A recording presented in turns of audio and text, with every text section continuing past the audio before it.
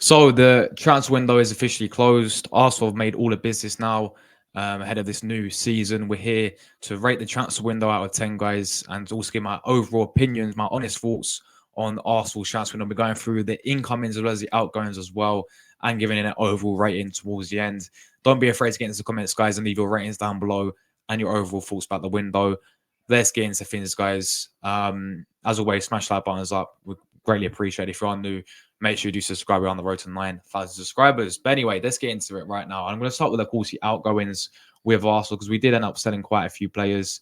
We're gonna go for the top then. Of course, we sold a very, very unpopular one. I'll say a fan favorite. You know, many of, including myself, really loved this guy, and it was a shame to see this guy leave.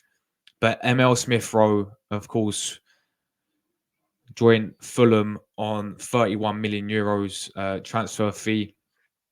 I think there's a few add-ons in that as well. I'm pretty sure in there, but yeah, we had to say a farewell to Smith Rowe. Came from Howland, as we know, who had a great season with us. You know, a few years ago, struggled with the injuries, and then when he did come back, Arteta really didn't give him the chance. Let's be honest with it, guys. He didn't get enough game time at Arsenal. It's such a shame because we know how good of a player ML Smith Rowe is. You know, I think he's going to go to Fulham. He's absolutely going to smash it there. I genuinely think he's going to go there and smash it there. And it's going to be one of those we look back on and feel like, really? I mean, we had to let him go. I was hoping Arsenal did like a buyback clause, but that doesn't look like it's going to happen. 35 million, around 30 million is what we got for him. I think that is probably the best we could have got in terms of the situation that he was in, because if he did stay at Arsenal and he had the same season as he did last season where he's not been playing, then his value would have dropped and then we wouldn't have sold him for absolutely nothing. So I'm glad that we did get the money for him that we did. At the same time, I would have kept him. I would have given him a chance. I would have given him an opportunity, and I would have sold elsewhere instead of I would have kept Smith Rowe personally, guys. But it's a shame to see the guy leave. Obviously, he's gone to Fulham there, and we did get around 30 million for Smith Rowe.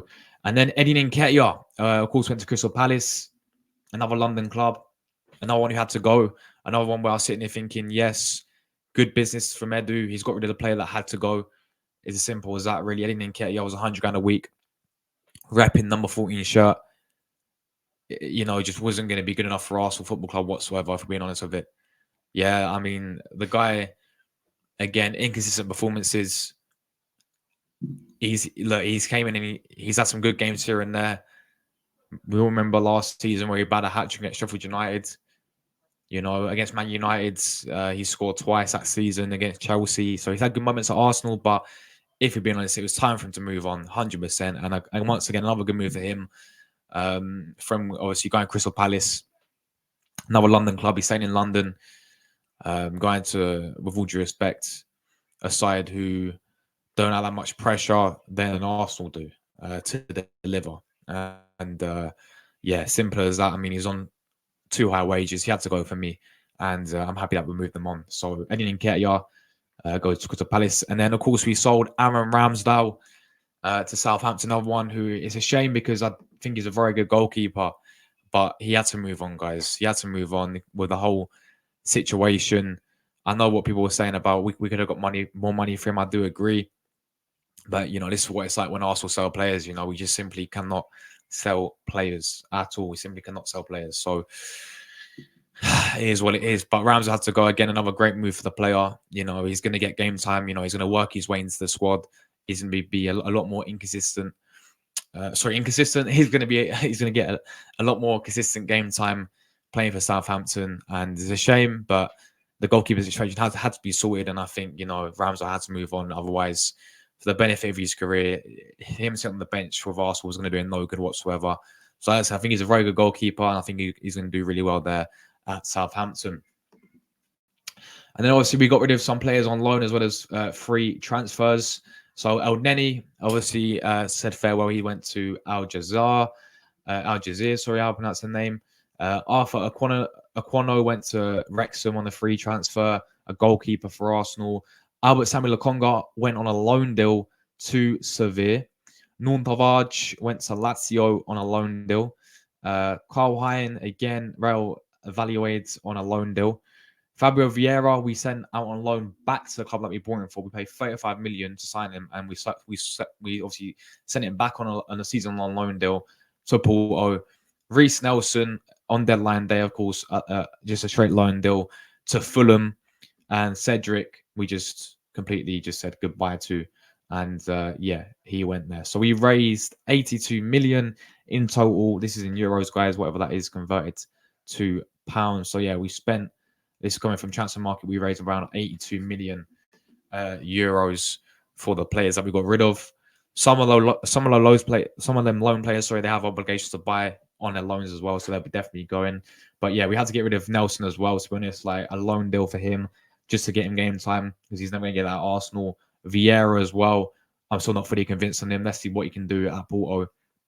So yeah, those were the players that we sold. Now let's get into the main business. Who do we sign, guys? Well, we started off the window signing Ricardo Calaflori from Bologna. For the region of, again, 45 million. That is in euros, guys. It was a bit less than that. But Ricardo Calaflori signed from Bologna, as we know, to improve our defense even more. We've got another defender we need to play left back as well as centre back. He's going to most likely play left back at Arsenal. A player I was very, very happy with because I have watched him a lot. Obviously, play for the Italian national team and also against Bologna as well. He did impress me in games I watched for them last season as well. And I do watch the league, guys. I've got a whole channel dedicated to that league. So I do watch the league. I do know what I'm talking about. And I do know about Calaflori. And what I can tell you is a very, very good signing. And ultimately, our defense has been improved massively by signing Ricardo Calaflori. I think it's a great signing. I think his versatility, can play centre back, left back, the way we can go forward. The way he can carry the ball forward. He's comfortable playing out from the back, which Arteta, needs, and why we've got him, of course. And even defensively as well, the guy is excellent. He's reading the game's fantastic. And yeah, very intelligent player. Ricardo Calaflori, fantastic signing. And that only improves our defense. And then, of course, we signed, and then the window went on and on and on. These deals took quite a while to get done. Mikel Merino came in through the door next, guys. We did sign Mikel Merino from Real Sociedad. He's now injured, so we are yet to see him yet, but he'll be back in October. But yeah, of course, we did sign him to come in the left 8 role. Again, very happy, that we got in a natural left 8, because I think we've been missing that a lot, but I feel like he can play multiple roles in there as well. Some of the characteristics I've been really impressed with Mikel Merino, physicality, good aerially as well. He actually won the most duels out of any other player in the top in European leagues last season. So he's a very good player like that. I think he can do a very good job in the left 8 role. It's a shame that he's injured, but I think we needed a midfielder there. Mikel Merino wasn't my first choice, but as I've learned more about him, I think I understand why we've gone with someone like Mikel Merino, and he was the second signing for Arsenal. I forgot to say as well, we did sign David Raya on a permanent deal. We paid, of course, 31 million euros, whatever that is. I don't know why they have in euros. I don't know how you change it into pounds, but we ain't going to go there. But anyway, yeah, you guys get near enough all it is. But yeah, David Raya, of course, we had him on loan for a season, and then we also signed him permanently. We're very happy with this one. I think he's clearly number one. I think he's proven himself as his Arsenal career's gone on as well. Very happy that we have signed David Raya on a permanent deal because I think he's a very, very good goalkeeper. The way how he plays out from the back, is exactly what we need. Exactly what Arteta wants. He suits his system perfectly, playing out from the back. Obviously, kept the most clean sheets last season, had the Golden Glove, and proving this season why he's such a quality goalkeeper. Some of the saves he made this season already proves that to me. So, very good distribution as well. Very happy with that one. We signed him permanently. And then on deadline day, guys, we signed 2 players. Neto, of course, from Bournemouth. He obviously came. It was meant to be that Joan Garcia guy, but instead Arsenal opted to go with the Premier League option.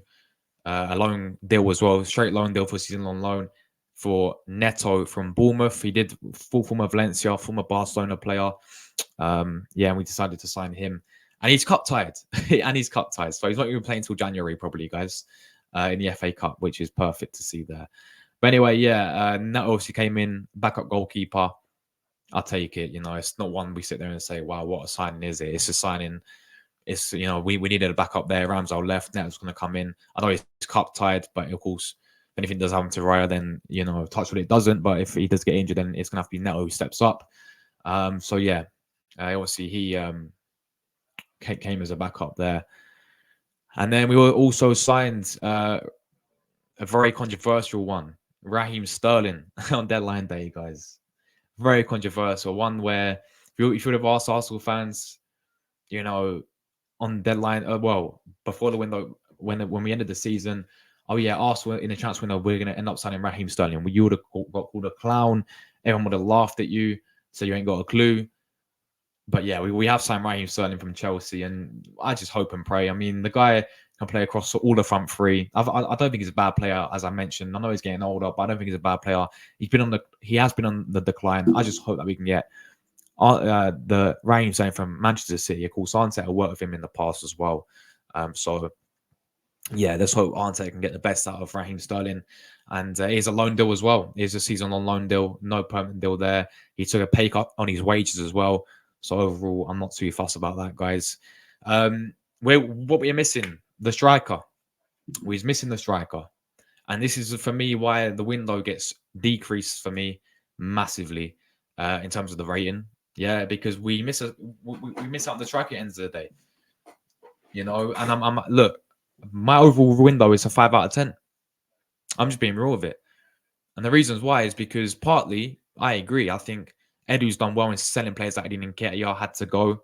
These sorts of players, they had to go, Get, Vieira on a loan deal, Nelson, Ramsey had to go. All these players had to go. I do get that. So fair play for getting rid of them. But the players coming in, I think Calafiori is a good signing, so the rating goes up. Marino, time will tell, but I think that's decent. I understand why. Sterling for me was just panic. Literally, who was really saying Sterling is going to be the one? Nobody was, as I said. Neto's Neto. Nothing big about that, really. It's just Neto, ain't it? And yeah, that's literally it. We needed the striker there. If we would have got the striker, the window would have gone up massively. And only, yeah, we have not done what's required yet again in the window because we needed a striker. I'm sorry, we did. Victor Gyökeres was out there, guys. Victor Gyökeres was actually waiting. He's out there. Release clause. Ivan Toney was out there, 40 million. He ended up going to Saudi. I know we tried to get Benjamin Sesko, but that didn't really work out. I think it was either him or Isaac. Apparently, that was what I'm thinking. Because why didn't we sign a striker? We have money there. I think the striker comes in, elevates us. And again, Sterling's it's covered there, but that is it. Time will tell if it's a Sterling. And if it is a Sterling, I'll say fair play. If it's a Sterling from Man City, but if it's a Sterling from Chelsea that we've seen, then it ain't good enough, is it?